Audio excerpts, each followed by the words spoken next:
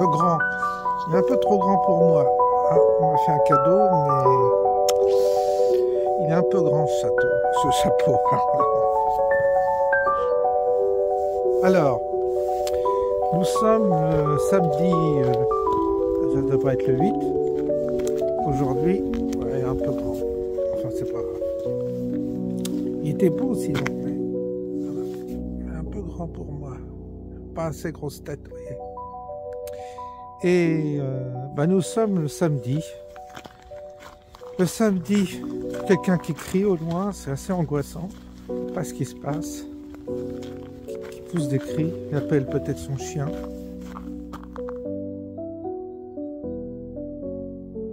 Vous voyez que c'est quelqu'un qui appelle son chien.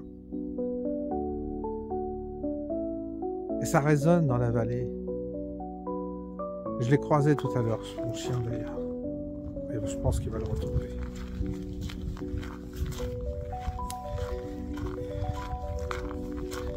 Donc, toujours aussi froid, aussi glacial, mais c'est pas grave.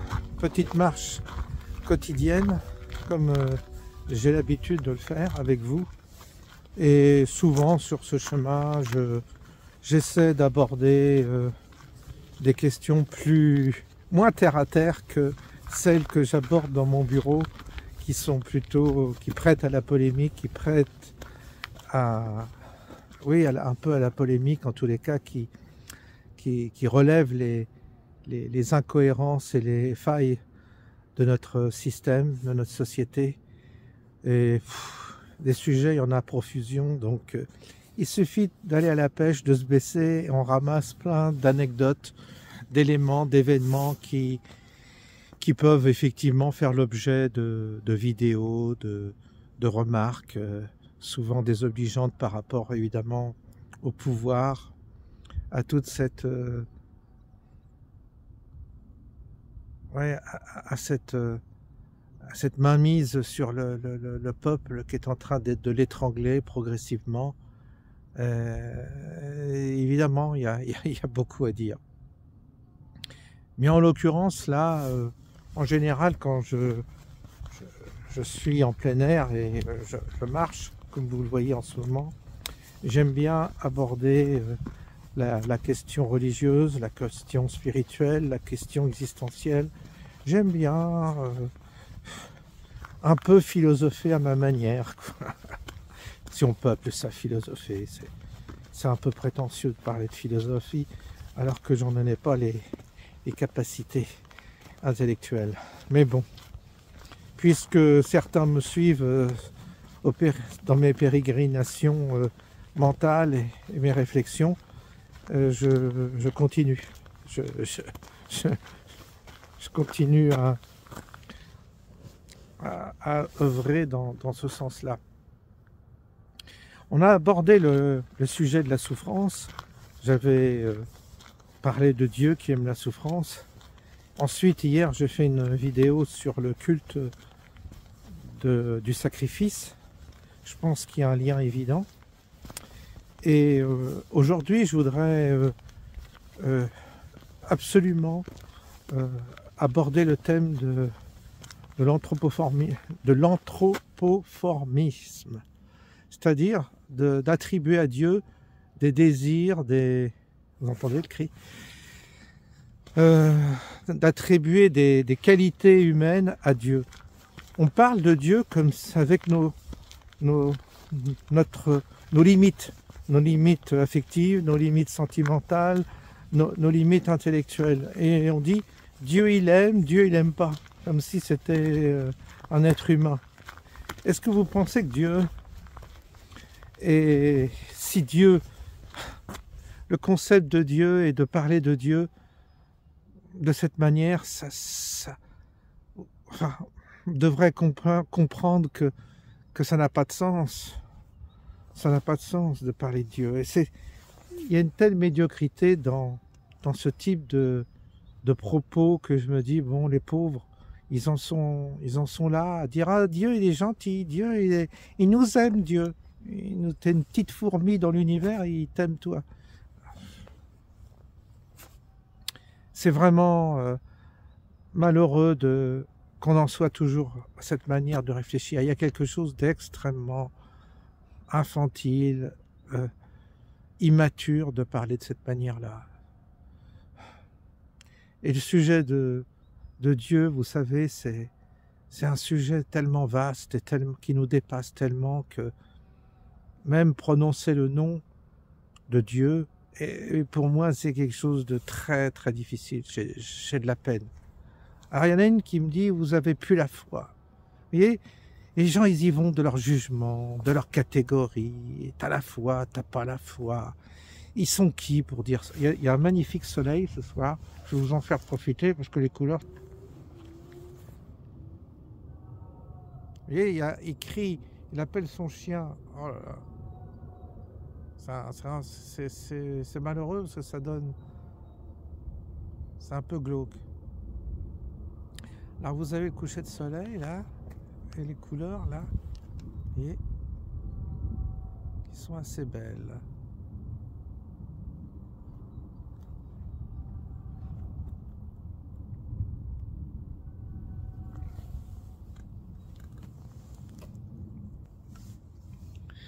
Oui, alors ces catégories dans lesquelles on fonctionne sont évidemment ridicules. On ne doit pas attribuer à Dieu un sentiment, quelque chose, prétendre quoi que ce soit. C'est ridicule, c'est grotesque, c'est infantile, je sais pas. Il y a quelque chose vraiment dans l'homme qui est quand même limité, hein.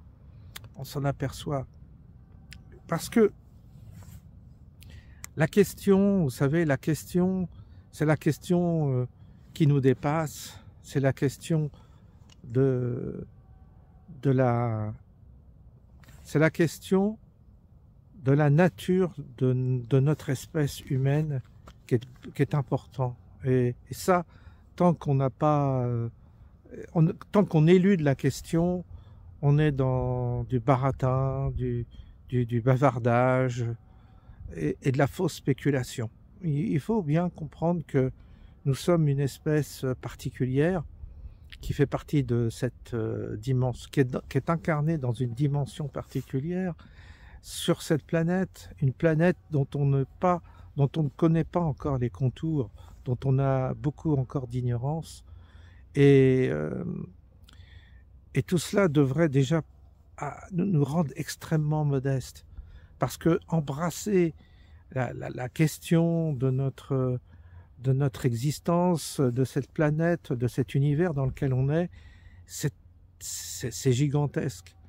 Et on a donc peu d'éléments, peu d'indications sur tout ça. Alors évidemment, il y a les civilisations anciennes, il y a les civilisations qui sont avant la civilisation monothéiste, mais il y a toutes sortes de traditions, de manières d'approcher le monde invisible qu'en général, il fallait bien donner une nourriture au peuple, quoi. Vous avez la sphère d'une population plus ou moins initiée, plus ou moins introduite dans le mystère, qui ne peut que dépendre, qui ne peut se communiquer qu'entre initiés, qu'entre personnes qui assez éveillées, en tous les cas assez ayant les dispositions pour approcher la vraie nature de l'homme. Et puis vous avez ensuite, vous déclinez à destination du peuple, vous déclinez une religion, un protocole, une symbolique dans lesquelles les hommes vont pouvoir se retrouver en communauté et puis s'organiser. Ça calme le monde entier d'avoir une religion. Ça calme l'homme. Et puis on lui apporte des réponses qui semblent lui satisfaire. On lui donne des pions comme ça avec lesquels il s'amuse. Et puis voilà quoi. L'affaire est entendue. Mais on a, si vous voulez, on a fort à faire quand on s'attaque à la question de ce qui nous dépasse. On a vraiment fort à faire. Et c'est pour ça que j'essaie de le prendre par certains bouts. Pour ça que j'ai parlé de la souffrance, c'est pour voir un des aspects de cette relation que nous, on a, cette manière qu'on a eu de communiquer avec les dieux ou avec Dieu, qu'a été, le média était la souffrance. C'est-à-dire on offrait de la souffrance, c'était notre langage en tout cas. Et voilà, il crie, il va s'approcher de là, il va... C'est très, très perturbant ce cri désespéré du maître qui appelle son chien. Et donc vous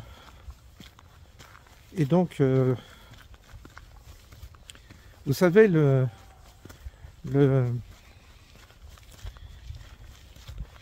l'humain, on n'a pas encore saisi vraiment, en tous les cas, on n'a pas vraiment saisi quelle était la qualité particulière de l'humain par rapport, je dirais, aux animaux, aux autres espèces de la Terre.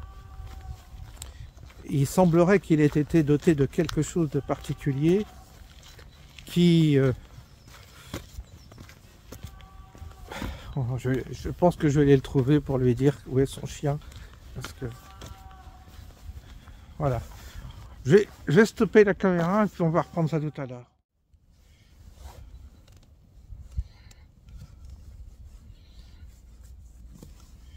Voilà, c'est reparti. Ouais, oui, il courait après son chien. Il est complètement désespéré. Et le chien, il l'entendait, c'est marrant, et je ne le voyais pas aller vers son maître. Je l'ai essayé de l'appeler, mais il réagissait pas. Oh, il est retourné chez lui, et puis voilà quoi. Il est en panique totale. Vous voyez, comme quoi son monde peut s'effondrer d'un seul coup. La fragilité de notre existence. Son lien avec son chien est très très fort. Je le vois toujours se balader avec son chien. Et je pense qu'il vit seul, et je pense que c'est toute sa vie, quoi. C'est toute sa vie. Voilà. Alors, comme je vous disais, on fait des transpositions entre nos sentiments, notre manière de vivre, de réagir, puis on fait de l'anthropologie, on fait de l'anthropomorphisme sur Dieu. On imagine qu'il est comme nous. Voilà.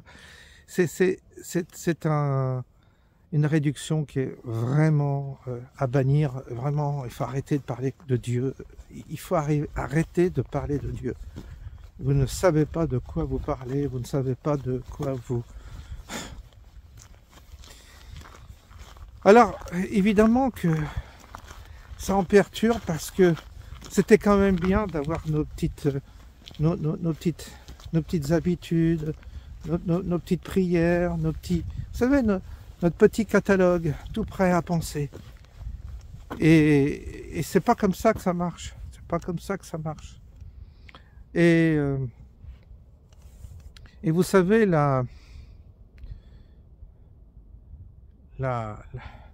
les gens se sont... Tant que la religion, tant qu'une église a assez de pouvoir, tant qu'elle a une autorité, elle peut se permettre de tenir ses brebis dans un parc clos et les tenir tranquilles avec des petites sucettes comme ça. On lui donne quelques indications, on lui donne quelques os à ronger, et puis la population est calme. On la rassure. D'un côté, vous avez la caresse, de l'autre, vous avez le bâton. Vous savez, ça marche, paradis et enfer. Ça marche sur l'homme. Mais il va falloir s'extraire, il va falloir s'émanciper un jour. S'émanciper, ça ne veut pas dire être méchant. C'est ça que vous n'avez pas compris. Ça ne veut pas dire être agressif, ça ne veut pas dire profaner. On peut très bien respecter la croyance des peuples simples et des gens simples. On peut très bien la respecter et sans choquer, mais soi-même, on peut essayer de franchir d'autres étapes. Des étapes qui sont liées à une autre perception, c'est-à-dire une autre perception du mystère. Et cette autre perception du mystère, elle est accompagnée par parfois des réponses qui vous viennent au cours, je dirais, d'une journée, d'une vie, d'une expérience. Et ça indique un peu parfois, comme une boussole, ça indique un peu la direction.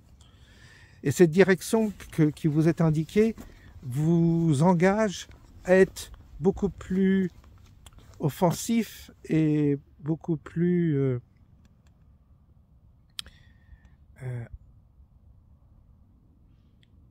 pas ambitieux, je cherche le mot, audacieux, voilà, franchement.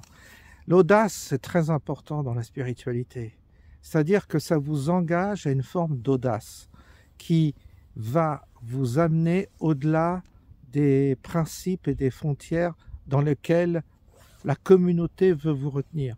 Parce que les gens ont peur d'être la communauté de croyants ou de gens qui sont attachés à une religion, soit par conviction, soit par fanatisme, est inquiète que vous puissiez aller au-delà et donc comprendre des choses qu'elle ne comprend pas. Il faut rester en quelque sorte dans la médiocrité, aussitôt que vous essayez de vous extraire de cette médiocrité ambiante, évidemment, ça inquiète la communauté, ça inquiète le groupe humain. D'où la nécessité de pénétrer un cercle réduit d'initiés qui va se retrouver en secret ou dans une alcôve, je dirais, secrète pour parler de ces affaires-là, sans troubler le peuple qui, lui, n'aime pas ça. Il n'aime pas la marginalité. Ça déclenche, mes propos ont déclenché chez certains une violence, chez les cathos, hein, je parle. Je parle même pas des musulmans parce que je m'adresse pas à eux, c'est pas ma religion, c'est pas ma culture. Je n'ai même pas... Moi, ce que je vois, ce dont je parle, c'est de ce que je connais, de ma religion catholique. Et je ne peux en parler qu'en connaissance de cause. Le reste, je connais pas bien, c'est pas mon sujet. Et il y en a d'autres qui s'en chargent. Moi, ce que je peux vous dire, c'est qu'il y a une violence qui est déclenchée quand vous franchissez certains seuils qui deviennent insupportables. D'où certains propos des gens m'ont voué à l'enfer, m'ont voué à la damnation, m'ont voué à des insultes presque. Pourquoi? Parce que c'est normal, vous les dérangez. Vous dérangez la personne dans ses convictions. Vous la perturbez. Alors, ça va pas. Sa petite vie, il faut qu'elle continue tranquille. Il faut qu'elle fasse sa petite prière, sa petite bougie, son petit rituel. Elle veut pas entendre parler. Du coup, elle quittera ma chaîne, c'est normal, c'est légitime, et elle a bien raison. C'est pour ça que quand on est soi-même en quête, on ne peut pas fédérer, parce que on franchit des étapes qui nous sont personnelles. On franchit les étapes, si vous voulez, où vous ne pouvez pas emmener une foule derrière vous, c'est pas possible. Ces étapes que vous franchissez sont des étapes qui appartiennent à une forme de prise de conscience dont on ne peut pas convaincre les autres. C'est quelque chose dont vous avez un instant, vous percevez la chose, parfois elle est extrêmement compliquée à expliciter, à faire comprendre, à partager, mais vous savez d'un seul coup, vous savez que ça va dans ce sens-là, ou tout au moins, il s'agit encore d'autre chose. Le principe, si vous voulez, le principe du cheminement intérieur, il est dans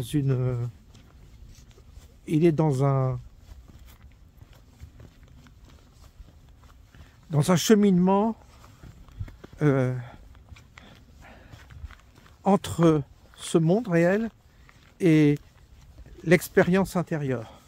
Il y a comme une adéquation qui doit se faire entre votre vie intérieure et le monde matériel. C'est pour ça que sans arrêt je fais référence à la réalité, ce qu'on appelle la réalité, j'entends bien, hein, qui n'était peut-être pas la réalité au sens où on l'entend, mais qui est une forme de réalité, pour nous en tout cas, et qui nous permet de prendre appui. On prend appui sur ce monde pour justement aller voir ce qui se passe ailleurs, aller voir comment ça fonctionne.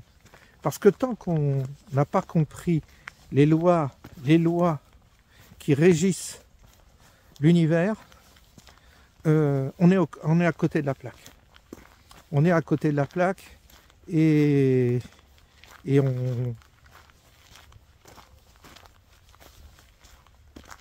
on en subit les conséquences.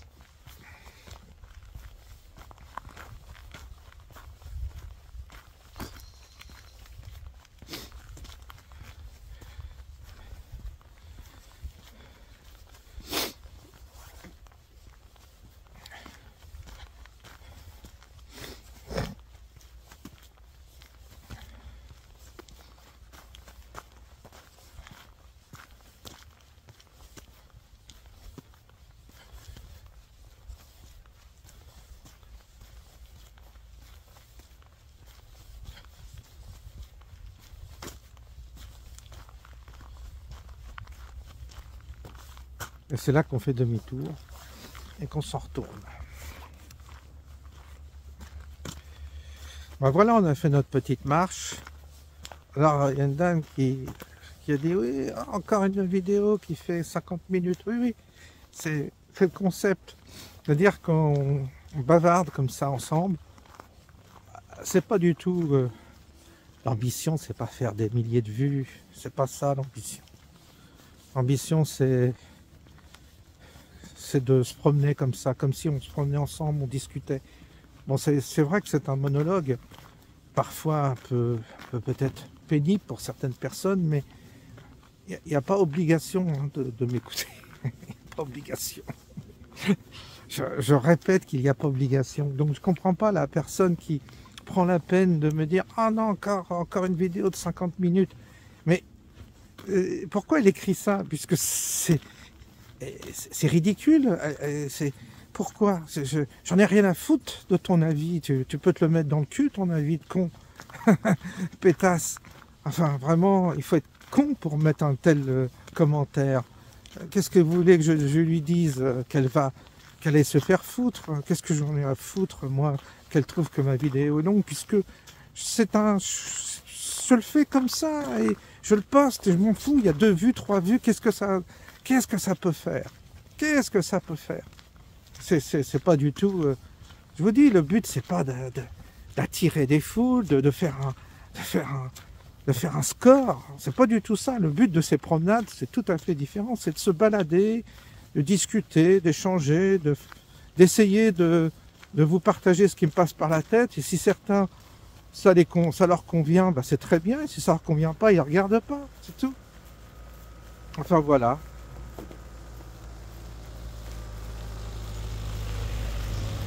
Donc nous sommes dans la campagne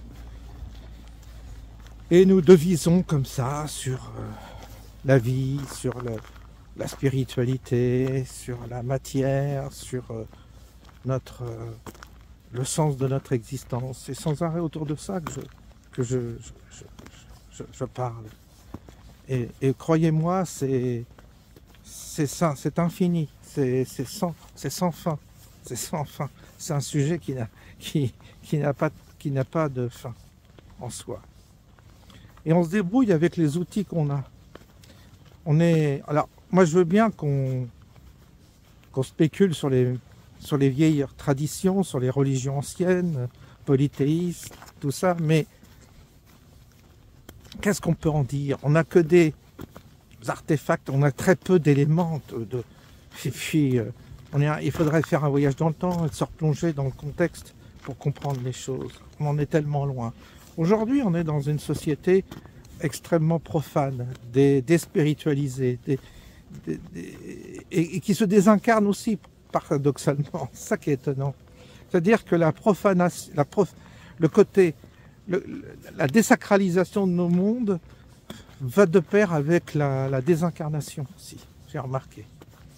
Ce qui pourrait paraître paradoxal, parce qu'on pourrait penser que plus qu'on désacralise, on s'incarne plus dans la matière, on est plus dépendant de la matière. Non, on est moins dans la matière, contrairement à ce que certains disent. La preuve, c'est que pourquoi cette appétence du virtuel, tout ça, c'est parce qu'on veut échapper à la matière. Parce que dans la matière, il y a la réponse, certainement. Et il y a toujours un lien entre la matière et le monde. Le portail, si vous voulez, qui nous conduit à la connaissance, passe par la matière. C'est très important. C'est pour ça qu'à chaque fois, je reviens sur la nécessité d'être très incarné et d'avoir les pieds sur terre. J'étais sûrement le séminariste là où j'étais qui avait le plus les pieds sur terre. J'avais effectivement cette qualité-là qu'on m'attribuait. On dit, oh, bah toi François, tu as les pieds sur terre. Ah oui, parce que le séminariste comprenait, tout lui est donné. Et on lui paye sa chambre, on lui paye tout. Il n'a pas à bosser, il n'a pas à se faire du souci pour finir son fin de mois. Il a son petit argent de poche tous les mois qui tombe. La vie est belle. Et donc, ça y est, la personne part dans ses... Comme elle est d'une certaine manière, elle est une forme, elle est, comment dire, je cherche le mot, vous voyez, comme elle est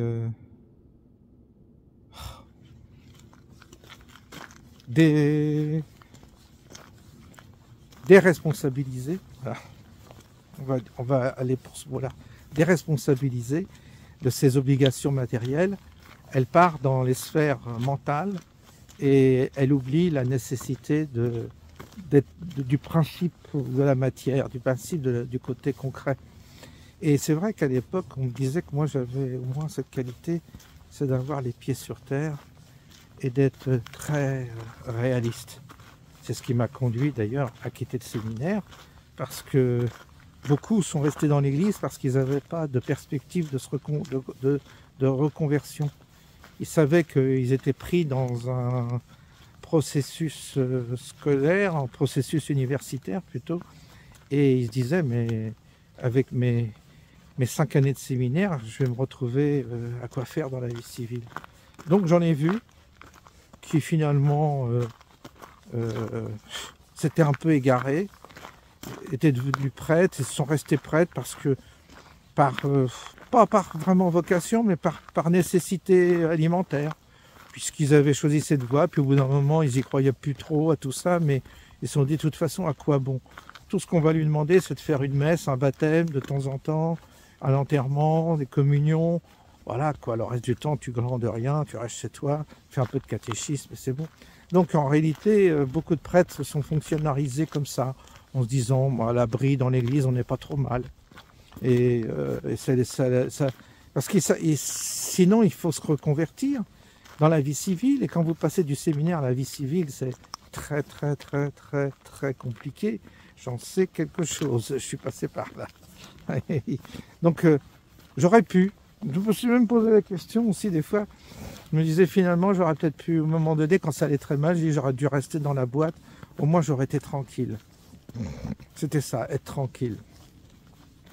Et donc je me suis coltiné la vie, le monde professionnel, et je dois admettre que je comprends que certains n'aient pas eu ce courage, parce qu'il faut avoir beaucoup de courage pour s'incarner dans ce monde de la matière. Mais j'y suis passé.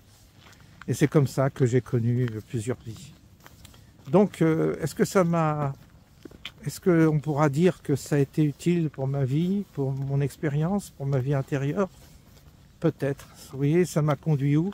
Ça m'a conduit là où je suis aujourd'hui avec vous, en train de parler sur ce chemin, avec ce téléphone, avec cet instrument. Eh oui. On verra tout ça, si j'ai encore un peu de vie devant moi, ben on verra si ça mène quelque part. On verra. C'est pas évident. On essaye de pas trop tourner en rond non plus. On essaye d'avancer. C'est un peu le sujet aussi, c'est d'avancer. Bref. Du coup, bah, on va... Vous voyez, je reviens tranquillement chez moi. On va se quitter. Je vous souhaite une bonne soirée et je vous dis à bientôt.